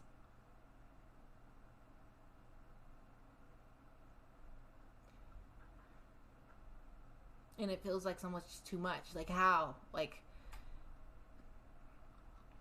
and I know the system's set up in a way to make us feel helpless.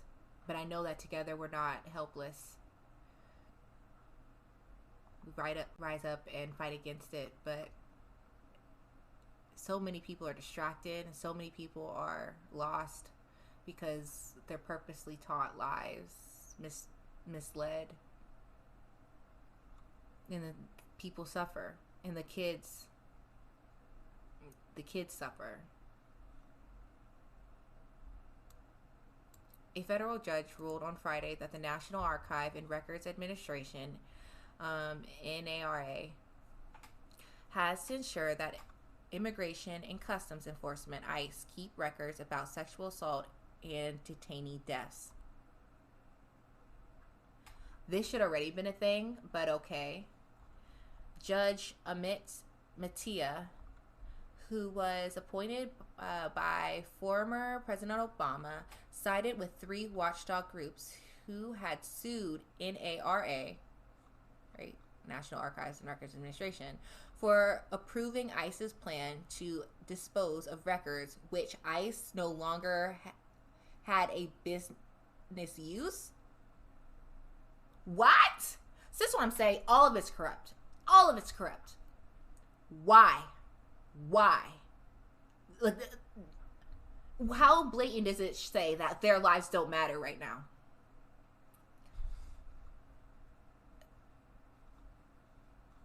Ugh. In his ruling, Mehta said that documents on sexual abuse and assault, death review files, detention monitoring reports, detainee segregation files, and reports from the detention reporting and information line had research value and should be preserved under the Federal Records Act. Of course it does. Of course it does. The F? Accountability. The F? Man, it just all makes me just sick. Or I rebuke that. No, it disgusts me. I thank you, Lord, for good health. Not about that. Anyway, the Federal Records Act allows an agency to get rid of records that have temporary value. So hearing that ICE agents are women, young children, temporary value. That's not really important. You know, the kids that have died, temporary value, not important, not needed for accountability or to track to see if this goes away. Disgusting. It says records that have temporary value and are not needed for the transaction of its current business and that do not appear to have significant administrative, legal, research, or other value to warrant their further preservation. I can't believe that they had to go to court. We don't live in it's not a just society. Good society. I mean, it's nice that we can, rectify some things, but the fact that it wasn't seen as that from the beginning shows corruption.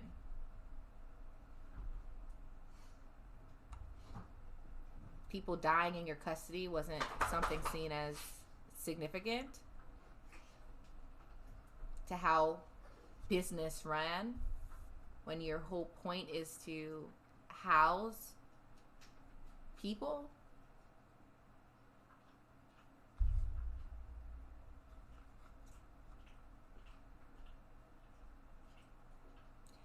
It says the judge concluded that one of the contested documents, detainees' escape records. The judge concluded that one of the contested documents, detainee escape records, did not meet the requirements to be saved, saying the plaintiffs did not show their significant research value.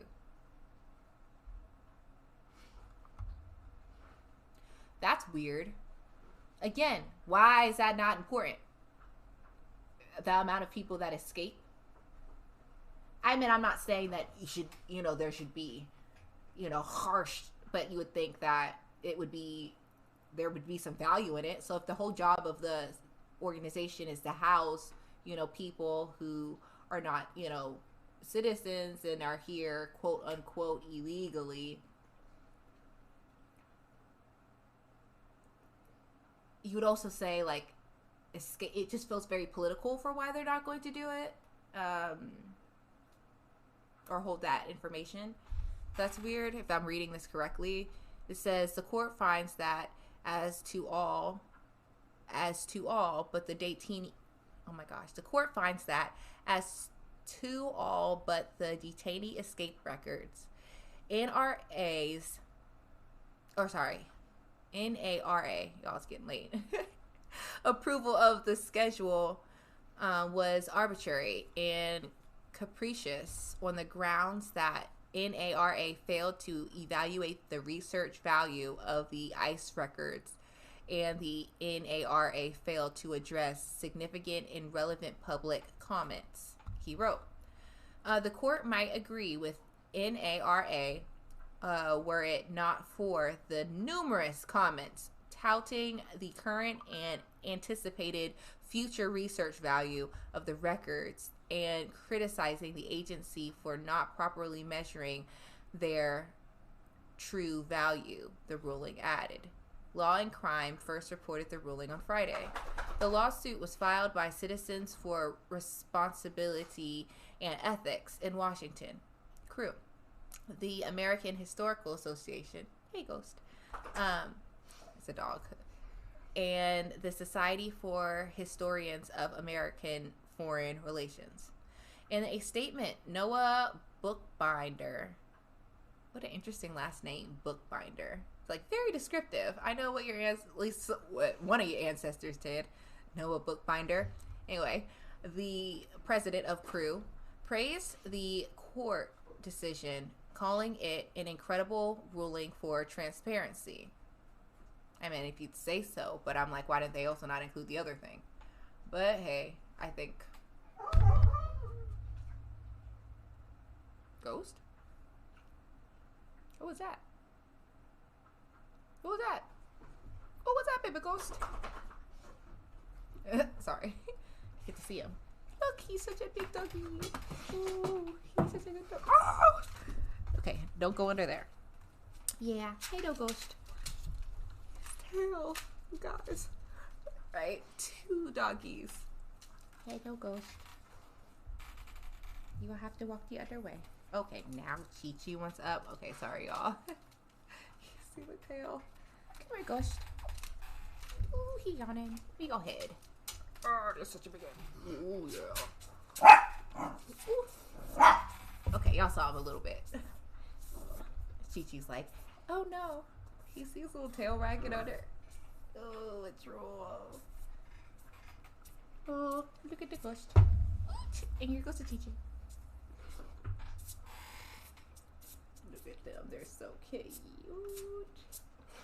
Like I said, he's a huge dog, so you will see him when he pops by. He's been under the bed for a while. He likes to lay under there. Yeah. Ooh, he's stretching. Okay, y'all. Give me 1 second. Okay. I forgot what I was saying before that. Other than I would hope this is better, I guess. It should have been happening to begin with. They should be tracking sexual assault and deaths of detainees. Like, that makes no sense for why they wouldn't. It's almost like our job was to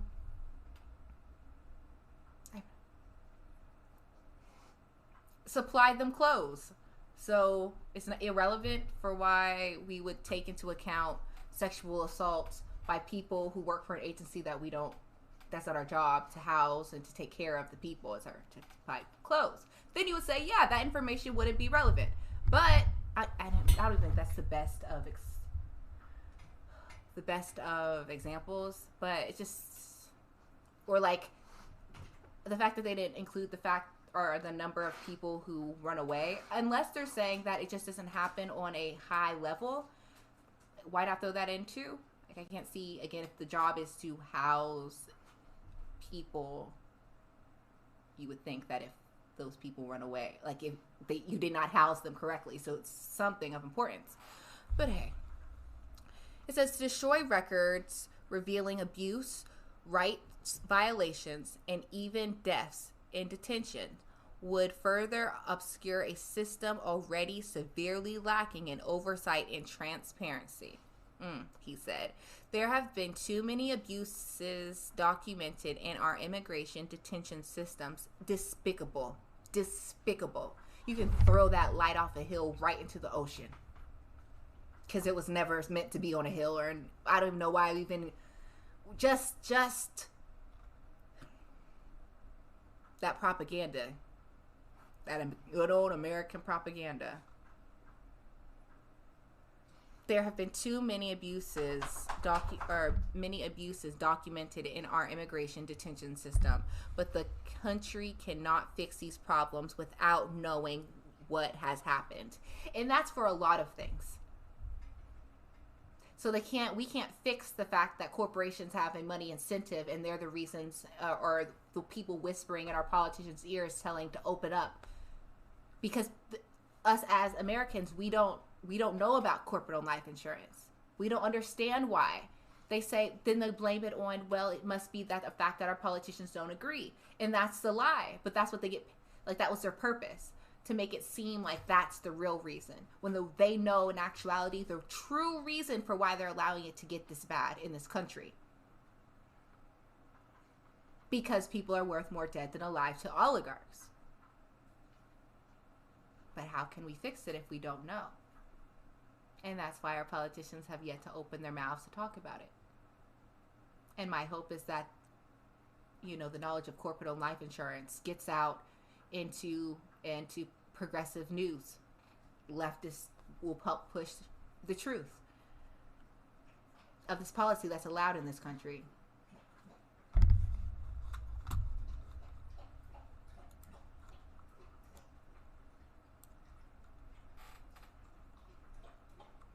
If I can echo. Oh well. What is this? Retry, sign back in. Shouldn't be signed out. But anyway, y'all see it here. Tax form number 8925. And you always want to look it up. So yeah. Reading that article. Upsetting. At least something that appears to be good came out of it, but it also the fact that we now know that they weren't tracking and they didn't care less. They couldn't care less. How long has this been allowed? It said, how long has ICE been here? Since Obama? They didn't think it was important to know or to list these things?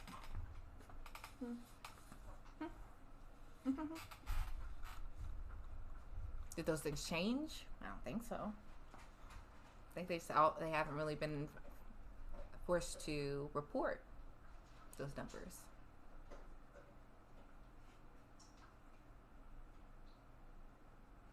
Corruption. So give me 1 second. I'm just gonna check over here, make sure here no questions.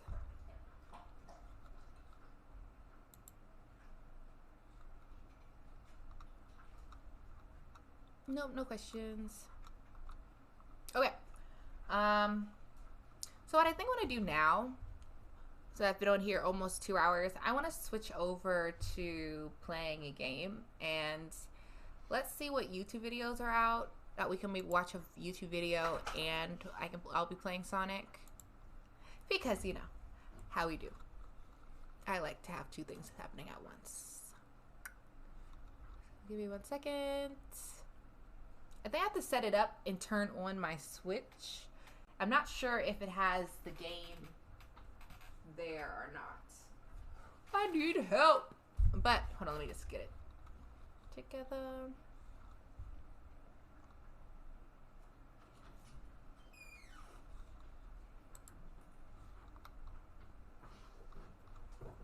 And then I'm gonna go over and switch. I'm not sure if the TV has to be on.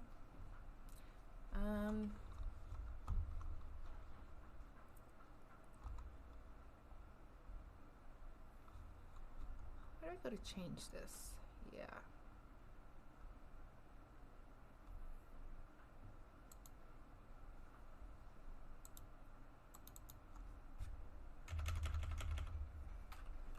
just typing in the game that I'm going to play, which is Sonic Mania. And then, hold on, let me just update this.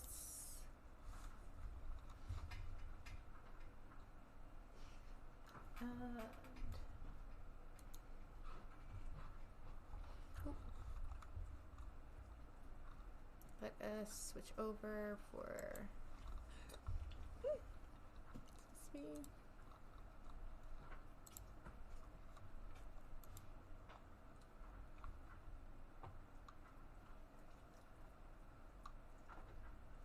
Okay.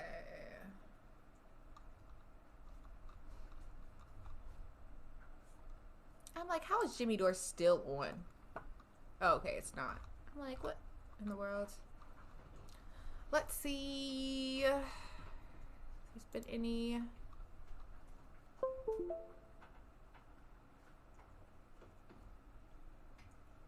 We'll try to figure out how to turn on the Sonic Mania. Okay, let's watch this. I'll have to let down a little bit because I'll be probably talking over it. AOC just makes me so fake. She knows what she's doing. Like, period. She knows exactly what she's doing. And it's evil. Corrupt.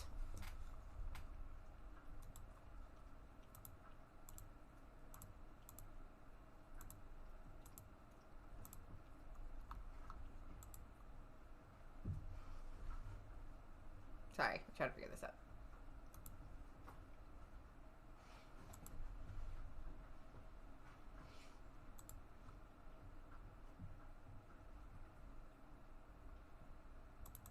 Bing, bing, bing, bong, bing, bing, bong. But anyway, I watched this one before, but I mean, it's nice to see again. And for you guys who haven't watched it, you get to watch it here on stream with moi as we do or play the game for a little bit. We'll catch y'all up on some news and wake y'all up to wolves in sheep's clothing. Because that's what we like to do over here at the Woke Millennial. Doggies. Oh, they're playing. And I guess while we're trying to figure out how to get this on, we'll just be watching this. The COVID relief bill finally passed, and there's been a full-out assault of propaganda to make you think it's the best thing since sliced bread, and it's not. We haven't had any progressive legislation in the United States since, I'm going to go back to the Medicare and the Civil Rights Act in the 60s. Right, Ron? That sounds good, right? That sounds about right. So that was just barely in my lifetime. I was born in 1965. Yeah. So that was just, what were you born, Ron? 1977? 84. Oh, Jesus. Well, how am I supposed to feel? You guessed older. I know. I just didn't want to be that much older than you. Jesus. The year after I got out of frickin' high school, he was born. It could be your son. It could be my son. Ron, are you my son?